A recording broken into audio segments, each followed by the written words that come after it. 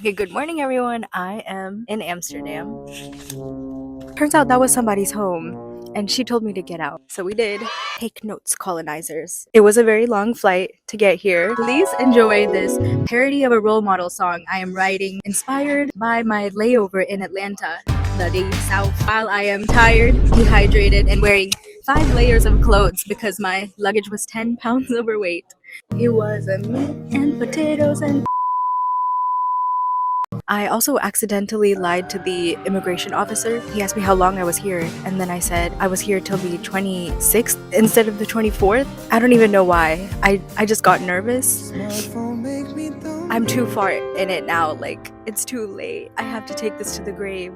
I went to a coffee shop and then they tried to drug me. Europeans are doing it different with the wake and bake. I followed a pigeon for a while because this pigeon was looking at me and I thought we had a connection. Like I thought it could understand me or something. So I followed this pigeon for some time. Another pigeon came in and I had to lock in so I didn't lose my pigeon. But then, yeah, it turns out it was just like eating garbage. And I was like, that's not my journey, but you do you, babe. So then I left the pigeon.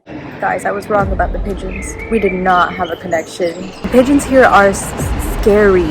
They're hunting us, observing us to see if we have anything and if we'll ever drop it. And the moment we show any signs of weakness, they attack. They are a merciless, evil creature and to be avoided at all costs. They are a fearless, godless species, not to be reasoned with. The second you drop something, know it's not yours anymore. You better forget it and run. My hostel has also been really quiet. I haven't spoken in like 15 hours and the pillboxes are like damp. It feels like solitary confinement or the quiet place or something. I thought hostels were supposed to be like friendly, but I haven't made any friends and I don't know if all hostels are like this. This is my first one or if it's just the one I'm staying at. I guess I will find out. But yeah, I feel like I'm being punished.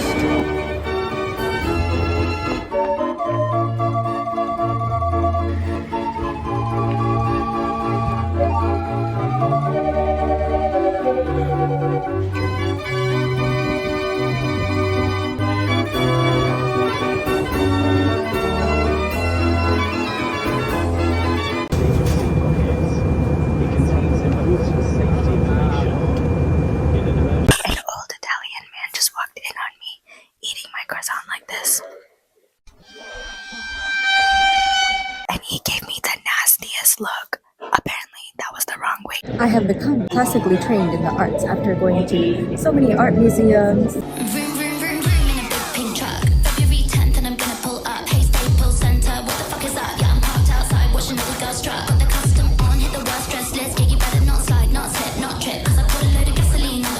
So today I'm going to try to apply these techniques to a piece and create a masterpiece of my own in the same country that created the many greats before us, like Van Gogh and Monet, and now me.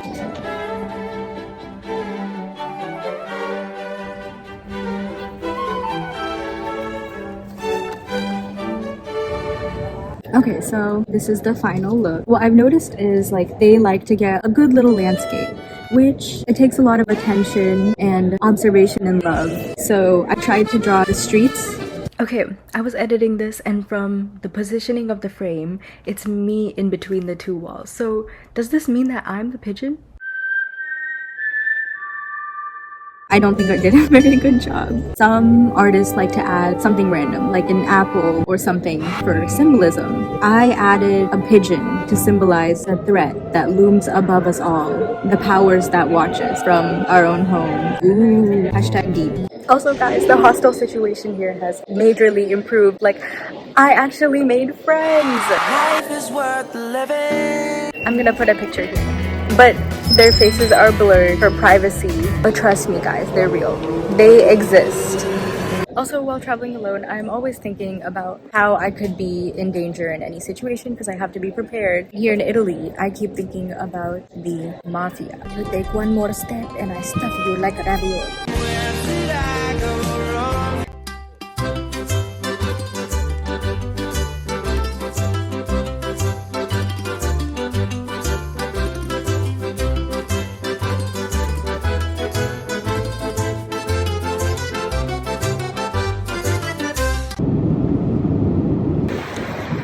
I met Ronald Reagan on the street. Don't worry guys, I know it looks like I'm happy to meet him, but don't worry guys, I gave him a piece of my mind immediately afterwards. I was like, sir, Reaganomics was bad. And then he was like, what does a young rapscallion like you know about the world? And then I said, I may not know much, but I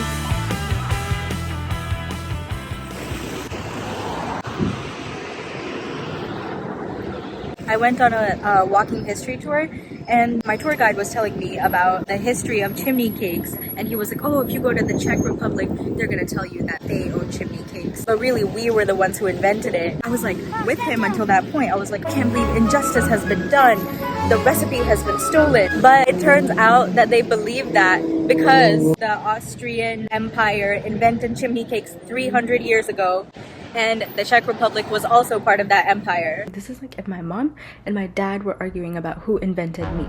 Like, you each provided ingredients and it happened in the same place, so who's to say? The people here hate their neighbors. Oh my god. Anywhere I've gone so far, the neighboring country, apparently bad. No matter where you go, you can't escape the haters.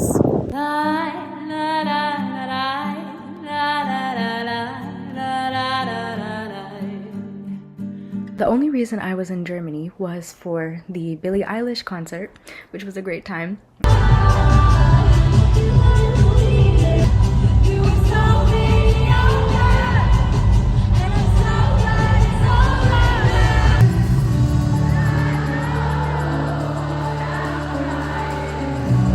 I kept seeing these signs on public transportation. Why are they out here blasting Steven's business on the metro, making public announcements about his mental health? No wonder Steven is depressed. Like, leave Steven alone! Oh, before going to the concert, I was checking out this museum, and when I got there, someone told me that they had an artist doing hand-drawn portraits of people. I was like, ooh la la, like, this is so cool. And so I went and stood in line for like 2 hours, because who doesn't want a free portrait, right? But when I saw the drawing, this actually gave me body dysmorphia. I was sitting there like, do I actually look like this? The other portraits this guy did were decent and pretty realistic.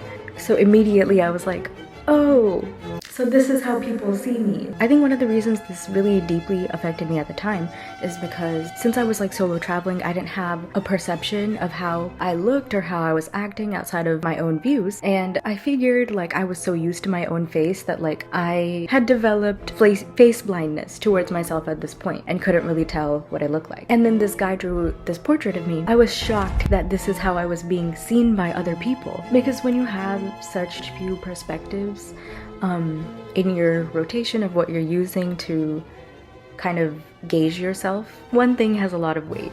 And I don't know, I look kind of evil or like a hobbit. So at the time, it was very quick to be absorbed and internalized.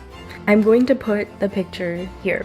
And I need you guys to genuinely tell me if this is what I look like, okay? Like, be honest, I can take it. I just need to know.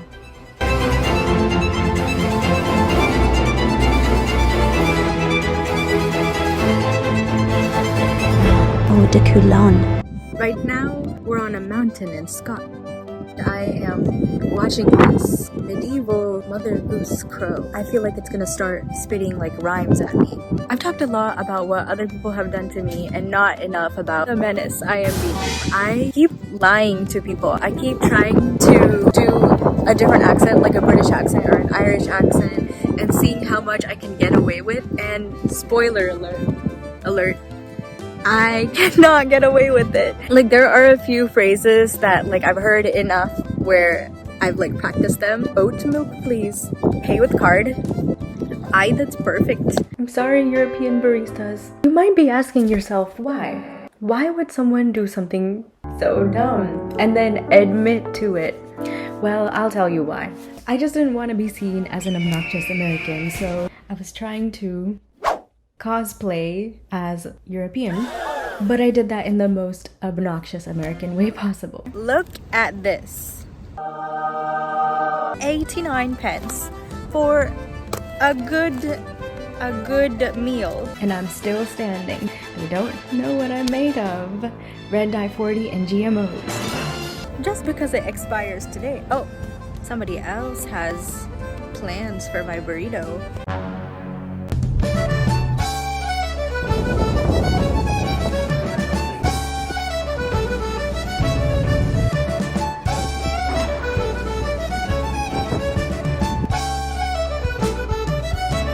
I know I complained a lot during this entire video, but I genuinely had such a great time and I was very excited to be there. This was my first time solo traveling, and there's a certain excitement and joy and naivete that comes with doing something for the first time, and I was definitely feeling all that. Everyone says that solo traveling is such a transformative experience where you discover yourself, and I guess I did learn a little bit about myself. I don't think I'm always the version of myself that I have in my head. Like, when I was writing down things I wanted to do in Europe, I was kind of writing down things I had seen other people do and enjoy whenever my friends were traveling abroad, like clubbing. And I was like, ooh, I like to partay. No, I didn't. No, I did not. I kept thinking about how the music was too loud and how I was going to develop premature hearing loss. And then I was like, Taylor, stop being so lame. Relax. But then I couldn't. And I kept thinking about how I was gonna regret this in like 50 years. I don't really even take care of myself that much. So I don't know why this was the incident where I was like, ah, you're destroying yourself. And not any of the times I've like stayed up till 2 a.m. or listened to music too loud in my headphones. Who knows? Another thing, I was like, ooh, I'll bring a little vacation read. So I brought this book with me and I'm reading it now and I am enjoying it. But during the entirety of my trip, it was just taking up space in my backpack. And I had all these big hopes and dreams. I was like, ooh, I'm gonna read in a cafe. Did not do that once. I think I tried, and then I had to come to terms with the fact that it felt performative. I was not having a good time. So then the book did not come out for the rest of the trip. Thank you for watching. Get home safe, guys. Watch out for the birds. Text me when you get home. And I'm not just saying that I'll be looking at my phone until I see that message. No, don't worry. I'll be looking at my screen anyway. Alright, I'll see y'all later.